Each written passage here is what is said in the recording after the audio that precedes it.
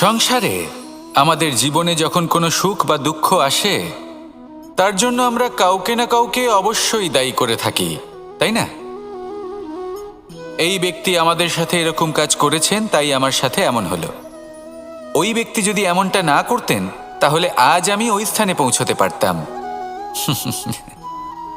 সবই আপনার দৃষ্টিভঙ্গির ওপর নির্ভরশীল, আর যদি আপনার দৃষ্টিভঙ্গি এমন হয় তাহলে তা অনুচিত। সত্যি কথা বলতে এই সংসারে ভিন্ন ভিন্ন ধরনের মানুষ আছে। এটা আপনার ওপর নির্ভর করছে কিভাবে তাদের স্বাগত জানাবেন। একবার ভাবুন, আমি আমার দুটো হাত সামনে নিয়ে এলাম, দুটো মুঠো খুলে দিলাম। দুই প্রকারের মানুষ আসবেন, কিছু না কিছু দিয়ে যাবেন। এই মুঠো যদি আমি বন্ধ করে দিই তাহলে না কেউ আমাকে কিছু দিতে পারবে, না আমার কিছু যাবে আসবে।